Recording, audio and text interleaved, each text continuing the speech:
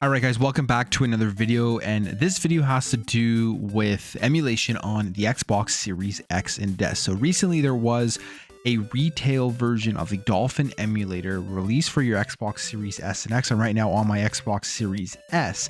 And if you didn't know, you currently can go and get RetroArch and many other emulators and play them right on your Xboxes, your Xbox Series S, your Xbox Series X, without having to actually go into the developer mode. Previously, you had to go into the developer mode, but now you don't have to. And to do it, it's really simple. I have a link where you have to go in the description below, and then I'll quickly, further on this video, show you the Discord and everything and how you download these things. But anyways, I want to show you the Dolphin emulator, which is an emulator that allows you to play GameCube and Nintendo Wii games, and they've just added an interface to it.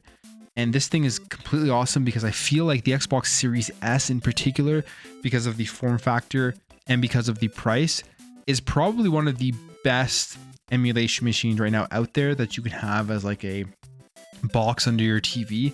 And also because it runs the games really good. I guess that's the most important thing, but it runs the games really, really well. So we'll just jump into it here and I'll show you a little bit of the Dolphin emulator. So here it is.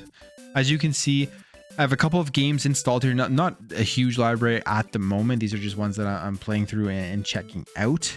And it's really nice how they've done this. And it's really simple because you put the ROM on a USB stick, you plug it into your Xbox Series S or your Xbox Series X, and it pulls it right away. And the box art is instantly put on to this interface, which I think just makes it look really, really good. And then you can go and select the game you want to play. But first of all, I'll go through all the settings right now. So you have the general interface graphics, GameCube, Wii, paths and folders, and advanced. So you can see here, there's things you're able to do on here like enable cheats, which is always something people want to try out. But then there's a bunch of other stuff here like change discs automatically. You have interface, which shows the FPS, which I have an FPS counter up there to see if I'm getting 60 FPS on some of these games, 30 FPS, all that type of stuff. And it's cool to see. Rendering statistics, if you want to show that on screen. You have the graphics and you get VSync on there, scaled EFB copy. You can change the internal resolution, which to me is the best thing here, that really just upscales these games, especially if they're running at 60 frames per second. On the Xbox Series S, I have it at 1440p, but if you have a Series X, you could probably easily go up to the 4K and have these games look awesome on a big 4K TV. And generally the native is 640 by 528, and you're automatically upscaling this to 1440p on the Series S, and it really makes these games look just brand new in a sense, like a remaster, I would say, with this upscale. I mean, it's obviously not a true remaster because they do other things in true remasters and just clean up the games a bit, right? Because you're still playing the original version here, but with that upscale to 1440p, it really does look like it is a remaster of some sort for these games. And if you have an Xbox and you've played backwards compatible games that Xbox has in their program, what they have, like the auto HDR and they have the upscale and resolutions and frame rates, it's almost like as cool as that. Because if you've played some older original Xbox games with backwards compatibility, some of these games look brand new. And you're kind of able to feel that a bit with the upscale to 4K. The games just look really, really good. But then there's a bunch of other things you can do here, like aspect ratio, force 16:9, force 4:3, or stretch. I don't really like the stretches because these games are the 4:3, the auto, like we were playing these games on TVs that didn't support 4K, weren't widescreen like they are now. So it kind of stretches out. It looks fine. You can definitely play it like that, but I just like sticking to the auto and just having it in the natural aspect ratio that it should be in. You got Shaler compilation. I don't understand a lot of like a lot of these things here, but generally hybrid Uber shaders is what it should be on, which it is default. And then you can change your anti-aliasing to MSAA and SSAA, and then the times 2, 4, 8, and your anisotropic filtering from 1, 2, 4, 8, and 16. You disable fog, all this type of stuff. So just lots of great features to go in here, try stuff out and see how the games look as you're playing it. Then you have your GameCube settings, and generally I put a memory card here in slot B, but this is just for your saves and stuff. So the GameCube folder, the GCI folder, and then memory cards in my slot B. You can change your actual system language, and then you can this thing here for online multiplayer, which I generally do put broadband adapter. I don't know why that wasn't selected there. I guess I hadn't changed it back. But if you want to play multiplayer, maybe not online multiplayer, but if you want to play multiplayer, you put the broadband adapter on there. And then you have the Wii settings, system language again, and sound. And yeah, and then you have your paths and folders where you get to select where your games are being fetched from. And this is a part of the setup where once you have this emulator installed, which I'll switch to in a second here, just showing you where to go, how to get it, because it's really, really easy. You have to make sure that you do add your path in your paths and folder section to the folder on your USB drive that contains your games, and then it'll pull it right into Dolphin emulator. Anytime you take your USB out, put it into your PC, add a ROM, put it back into your GameCube, automatically comes in here right away. You don't have to worry about anything like that.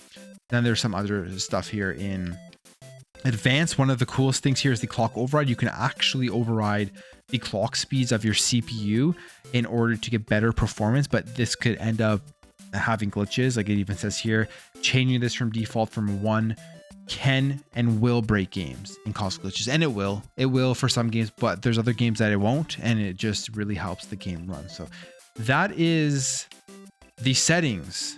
But let's show you how to get this thing, and then we'll quickly jump into probably Nightfire here, one of my favorite games on this generation of consoles. All right, so this is what you have to do. First of all, you got to go to Gamer13 GitHub, and you access this via your internet browser on your Xbox. And in the search bar, you literally just got to type in Gamer13 GitHub, or if you go to Bing or Google or whatever, type in Gamer13, it will pop up right away. Very popular GitHub, I would assume now, because this is awesome. And you used to be able to download the apps right from this site, but they've brought it over to their Discord. And you go over to their Discord, and then it'll load up here.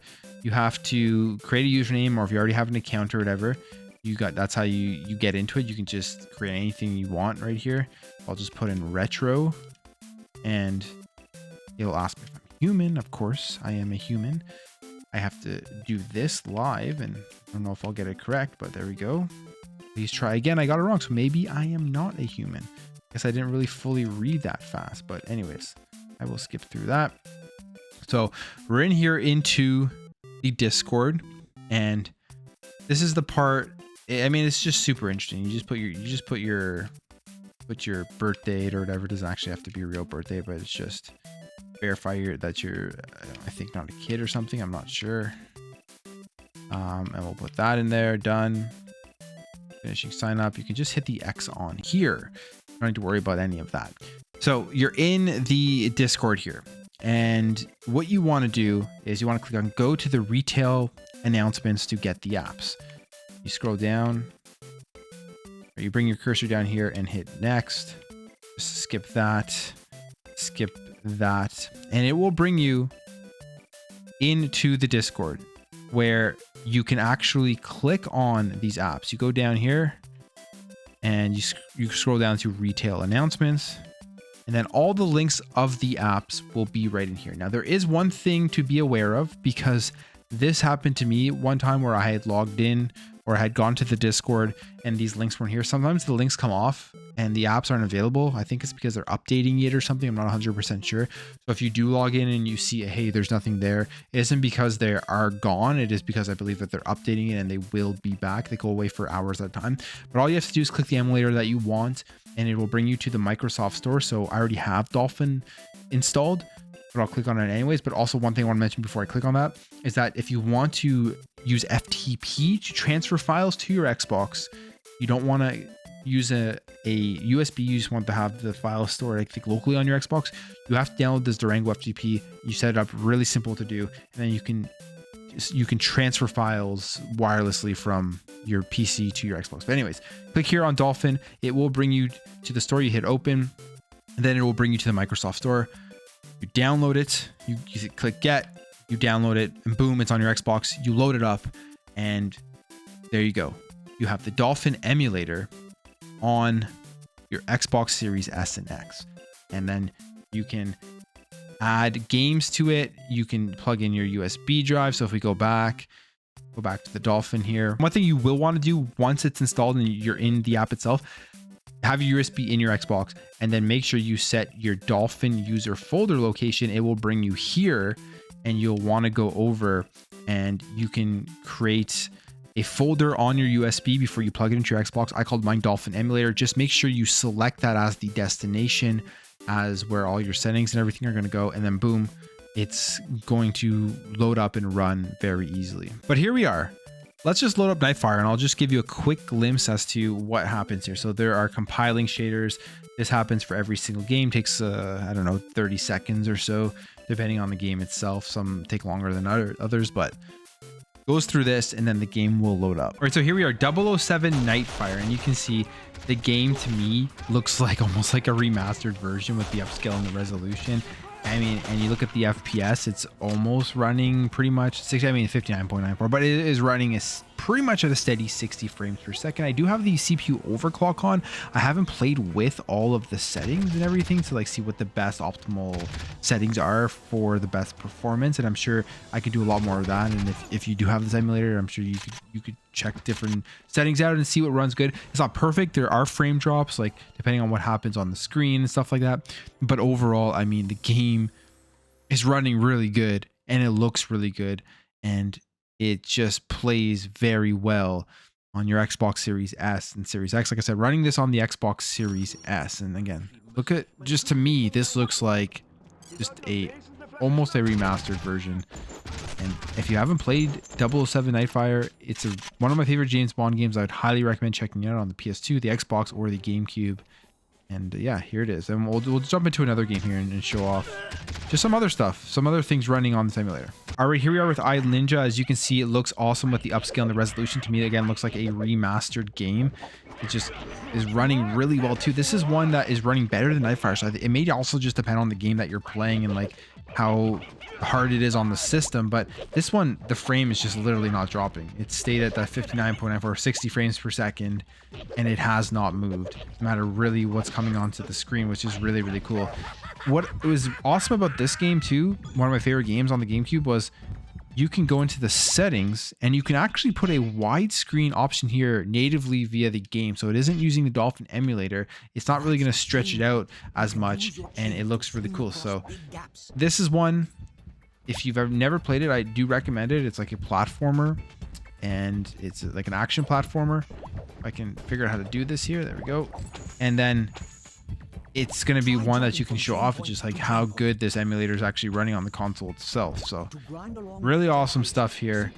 iNinja for the GameCube. But I'm going to end it there, guys, as I continue to play a bit through this game. Let me know what you guys think about this, and if you're going to set up an emulator on your Xbox, and how you think this is running, how you think it looks, and all that type of stuff. But thank you for watching. Thank you for your support, and I'll catch you guys in the next video.